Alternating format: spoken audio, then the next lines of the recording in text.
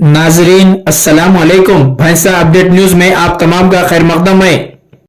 ज़िले निर्मल हज सोसाइटी के ज़ेर एहतमाम मोहम्मद अब्दुल खदीर की ज़ेर सदारत में भैंसा शहर के ग्रेट फंक्शन हॉल में हुज्जाज इकराम के लिए एक रोज़ा तरबियती कैंप मुनक्किद किया गया, जिसमें मेहमान खुसूसी की हैसियत से मौलाना सैयद मजहर कासमी नक्शबंदी, अलहज ख्वाजा आरिफ अहमद, सेंट्रल हज कमेटी ट्रेनर, सोसाइटी ज़िम्मेदारान अलहज अब्दुल समी, अब्दुल रहीम, अलहज अब्दुल हयात, हयात मेडिकल व ज़िम्मेदार खादमीन हज सोसाइटी ने शिरकत की। इस मौके पर अलहज ख्वाजा आरिफ अहमद, सेंट्रल हज कमेटी ट्रेनर को इनकी 25 साल खिदमत पर शाल पोशी की गई, जबकि अलहज अब्दुल हयात ज़िम्मेदार खादमीन हज सोसाइटी, अलहज मोहम्मद अब्दुल खदीर, मौलाना सैयद मजहर कासमी नक्शबंदी और मुफ्ती अब्दुल गनी कासमी जमीयत उलमा ज़िले सदर की भी शाल पोशी की गई।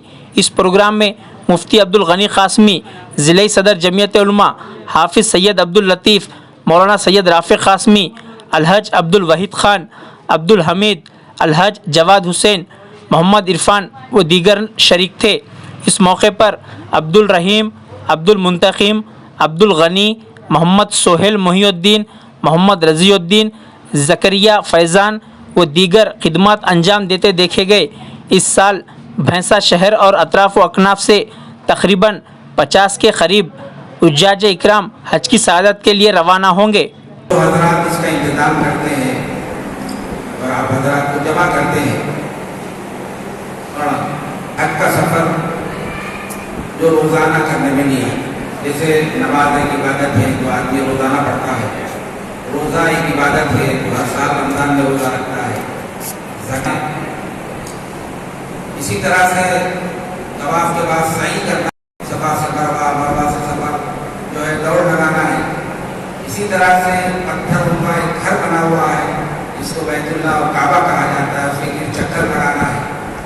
तो ये वो आमाल और हरकत हैं जो बज़ाहिर इनका इबादत होना अक़ल कबूल नहीं करती। मेरा एक घर के चलना ये कैसी इबादत, एक मैदान है उस मैदान में जाके ठहरना ये कैसी इबादत, एक जो है पत्थर ये पिलर बना हुआ है, दीवार बनी हुई है, उसको जाके कंकरी मारना है, भला ये कैसी बात हो जाते हैं। उनके कुर्बानियों की वजह से वो महबूब हो जाते हैं, और जो बंदा अल्लाह को महबूब होता है फिर उसकी एक एक हरकत अल्लाह को भा जाती है, और इतना ज़्यादा उसको इस इबादत के लिए अगर वहाँ पर जा रहा है तो वो जो है जितने तरबियती कैंप हो और वहाँ पहुँचने के लिए कहा जा रहा है वहाँ हमको ज़रूर पहुँचना चाहिए। जितना हम तरबियती कैंप को अटेंड करेंगे और मनासिक के हक को बार बार सुन के सीख कर जाएंगे, इंशाअल्लाह वहाँ पर जाने के बाद सफ़र में इतनी ही सहूलत के साथ मनासिक के हज की अदायगी मुमकिन होगी। तो मेरे यहाँ दूसरे सिलसिले की कड़ी है तो बहन से मुनक़िद हुई है, और हमारी कुछ भक्ति है कि हज़रत मौलाना सैयद मजहर कासमी साहब हमारे दरमियान में है, जिनसे हमको इससे बातें का मौका मिला। ये तो इस मौके पर मैं आप तमाम हज़रात को, तमाम आज़िमीन इकराम को जिनको इस साल अल्लाह ने अपने हज के लिए कबूल फरमाया है, उन सबको मुबारकबाद देता हूँ। और मेरी अपनी खुशबख्ती है कि इस साल इंशाअल्लाह हम भी आपके साथ रहेंगे। तो दुआ करते हैं कि अल्लाह पाक मेरा भी और आप तमाम हज़रात का हज कबूल फरमाए। देखिए तफसील से मदीने का सफ़र और जो है उम्रे के मनासिक हमारे सामने आए। अभी इंशाअल्लाह जो है हज की मनासिक के उन्वान पर हज़रत मौलाना का तफसील से खिताब होगा। इससे पहले कुछ रिवायतें रहती हैं और उन हज़रात जो खिदमत करते हैं उनके जो है खिदमत को सामने रखते हुए उनकी जो है तहनीयत होती है। बहरहाल हमारे दरमियान में जुमा के मौके पर तो अज़ानें होती हैं, हमारे पास भी होती हैं, लेकिन हमारे पास जो अज़ान होती है वो जुमा का वक्त शुरू होने के बाद होती है। पहली अज़ान भी जुमा का टाइम शुरू होने के बाद, और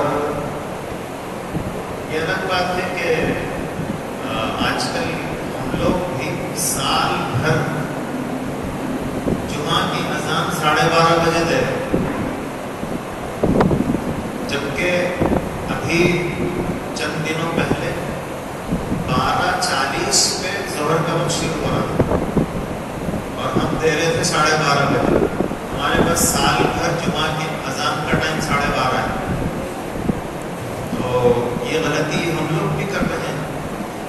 तो वहाँ जुमा का टाइम शुरू होने के बाद पहली अजान नहीं होती, पहली अजान जुमा का टाइम शुरू होने से पहले ही हो जाती।